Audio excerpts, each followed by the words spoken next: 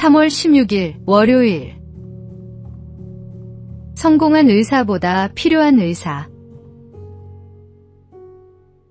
백발이 성성한 나이에도 소년 같은 눈빛을 간직한 전 국립공주병원장의 이야기입니다. 그는 지난 35년간 공공의료의 최전선에서 묵묵히 환자들을 돌보며 성공보다 필요한 자리를 지키는 길을 걸어왔습니다.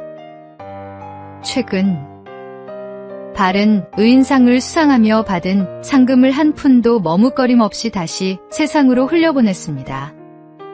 그의 삶을 지탱한 힘은 어린 시절 부친의 모습에서 비롯됐습니다.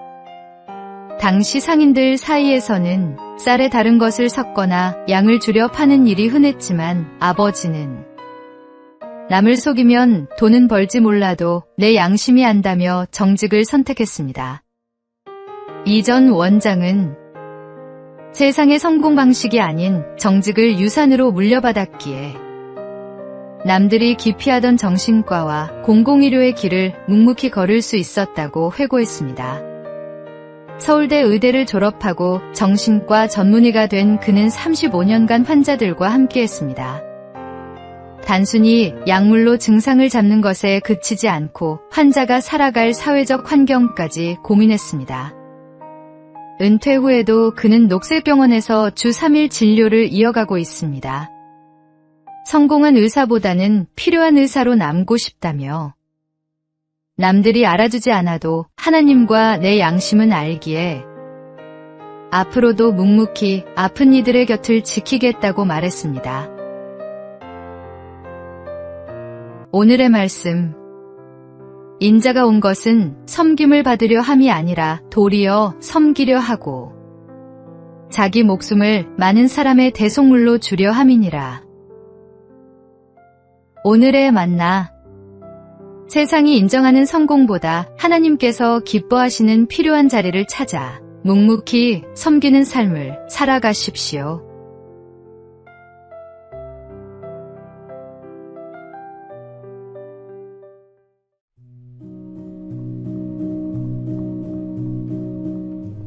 (3월 17일) 화요일. 돌 대신 손을. 2024년 아시안컵에서 한국 축구대표팀은 모두의 기대 속에 4강에 올랐지만 요르단전 패배로 탈락하고 말았습니다. 경기 내용도 결과도 아쉬웠기에 패배 직후 선수들을 향한 비난은 거셌습니다. 그 와중에 가장 큰 화살을 맞은 이는 젊은 에이스 이강인 선수였습니다. 경기 전날 벌어진 팀 내 갈등 소식까지 알려지며 여론은 순식간에 차가워졌습니다. 그러나 주장 손흥민 선수의 태도는 달랐습니다. 그는 공개적으로 이렇게 말했습니다. 모든 책임은 주장인 제게 있습니다. 강인이도 누구도 혼자 책임질 일은 아닙니다. 우리는 한 팀입니다. 그 한마디는 분노로 들끓던 분위기를 잠시 멈추게 했습니다. 이후 이강인 선수는 진심 어린 사과와 함께 더 성숙한 모습으로 돌아왔고 대표팀 역시 그를 다시 품었습니다. 실수는 사라지지 않았지만 격려는 한 사람을 무너지게 하지 않고 다시 서게 만들었습니다. 누구나 실수할 수 있습니다. 그러나 실수보다 더 중요한 것은 그 다음의 태도입니다. 비난은 사람을 고립시키지만 이해와 격려는 사람을 회복시킵니다. 우리는 누군가의 실수 앞에서 돌을 드는 사람이 될 것인지 손을 내미는 사람이 될 것인지 생각해 봅시다. 오늘의 말씀. 너희가 사람의 잘못을 용서하면 너희 하늘 아버지께서도 너희 잘못을 용서하시려니와. 오늘의 만나. 사람을 무너뜨리는 말보다 다시 일어서게 하는 말이 주님의 마음에 더 가깝습니다.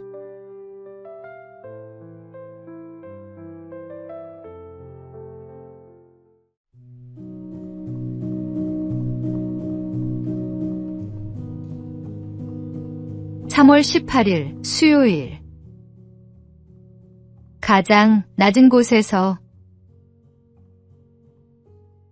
높은 산에서 물이 흐르는 것을 보신 적 있습니까?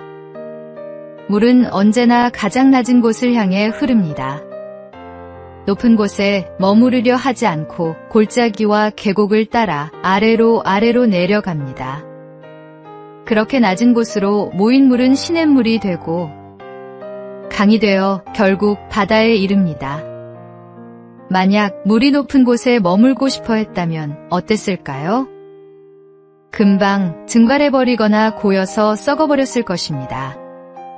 하지만 물은 낮은 곳을 향해 흐르기 때문에 생명을 살리고 곡식을 자라게 하며 갈증을 해소합니다. 하나님의 은혜도 이와 같습니다. 성경은 하나님이 교만한 자를 물리치시고 겸손한 자에게 은혜를 주신다고 말씀합니다. 은혜는 높은 곳이 아니라 낮은 곳으로 흐릅니다. 자기를 낮추는 자에게 하나님의 은혜가 흐르고 그 은혜는 다른 사람들에게까지 생명수가 됩니다. 예수님께서도 누구든지 자기를 높이는 자는 낮아지고 자기를 낮추는 자는 높아지리라고 말씀하셨습니다. 우리가 우리를 낮출 때 하나님의 은혜는 우리를 통해 세상으로 흐릅니다. 겸손히 낮아지는 것이 결국 가장 높은 자리에 이르는 길입니다. 오늘의 말씀. 하나님이 교만한 자를 물리치시고 겸손한 자에게 은혜를 주신다 하였느니라. 오늘의 만나. 높아지려 하기보다 낮아지는 것이 하나님 은혜의 통로가 됨을 기억하십시오.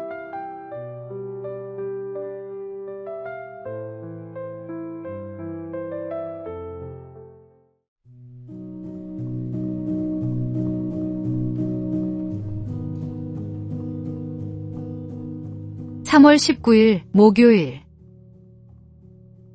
빈 들판의 나무. 빈 들판 한가운데 홀로 서 있는 나무가 있었습니다. 사람들이 물었습니다. 숲속에 있는 나무들은 서로 의지하며 자라는데 홀로 서 있는 당신은 외롭지 않습니까? 나무가 대답했습니다. 외로울 때도 있습니다. 하지만 저에게는 숲속 나무들이 갖지 못한 것이 있습니다. 사람들이 궁금해하며 물었습니다. 그게 무엇입니까? 나무가 말했습니다. 뿌리입니다. 숲속 나무들은 서로 의지하며 자라기 때문에 뿌리를 깊게 내리지 않습니다. 하지만 저는 홀로 서 있기 때문에 땅 깊숙이 뿌리를 내려야만 했습니다. 폭풍이 올 때 숲속 나무들은 함께 쓰러지지만 저는 깊은 뿌리로 버텨냅니다. 신앙도 마찬가지입니다. 사람에게 의지하면 편할 수는 있지만 위기가 오면 함께 흔들립니다. 하지만 하나님께 뿌리를 깊이 내린 사람은 어떤 폭풍 속에서도 견딥니다. 예레미야는 그는 물가에 심은 나무가 그 뿌리를 강변에 뻗치고 더위가 올지라도 두려워하지 아니하며 그 잎이 청청하며 가뭄에도 걱정이 없고 결실이 그치지 아니한다고 말씀했습니다. 깊은 뿌리가 풍성한 열매를 맺게 합니다. 오늘의 말씀. 그는 물가에 심어진 나무가 그 뿌리를 강변에 뻗치고 더위가 올지라도 두려워하지 아니하며 그 잎이 청청하며. 오늘의 만나.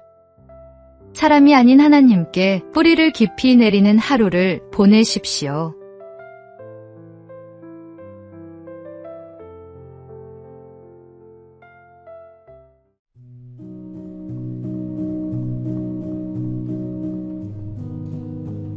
(3월 20일) 금요일. 삶으로 가르치는 것. 한 아버지가 아들과 함께 산책을 나갔습니다. 길을 걷다가 쓰레기가 떨어진 것을 보았습니다. 아버지는 아무 말 없이 쓰레기를 주워 쓰레기통에 버렸습니다. 아들이 물었습니다. 아빠, 왜 우리가 버린 것도 아닌데 치우세요? 아버지가 대답했습니다. 이 거리는 우리 모두의 것이니까 누가 버려든 상관없이 깨끗해야 모두가 기분 좋게 지낼 수 있잖니. 며칠 후 아버지와 아들이 다시 같은 길을 걷고 있었습니다. 이번에는 아들이 먼저 쓰레기를 발견하고 주워서 쓰레기통에 버렸습니다. 아버지가 물었습니다. 왜 주웠니? 아들이 대답했습니다. 아빠가 그러셨잖아요. 이 거리는 우리 모두의 것이라고요. 아버지는 아들에게 쓰레기를 주우라고 말한 적이 없었습니다. 하지만 아들은 아버지의 행동을 보고 배웠습니다. 가장 강력한 교육은 말이 아니라 삶입니다. 100마디 말보다 한 번의 행동이 더 큰 가르침을 줍니다. 우리의 삶이 주변 사람들에게 가르침이 됩니다. 예수님께서도 너희는 세상의 빛이라고 말씀하셨습니다. 말로 가르치기보다 삶으로 빛을 비추는 것. 그것이 진정한 신앙인의 모습입니다. 오늘 나의 삶이 누군가에게 좋은 본이 되고 있는지 돌아보아야 할 때입니다. 오늘의 말씀. 너희는 함께 나를 본받으라. 그리고 너희가 우리를 본받은 것처럼 그와 같이 행하는 자들을 눈여겨보라. 오늘의 만나. 말로 가르치기 전에 삶으로 보여주는 하루를 살아가십시오.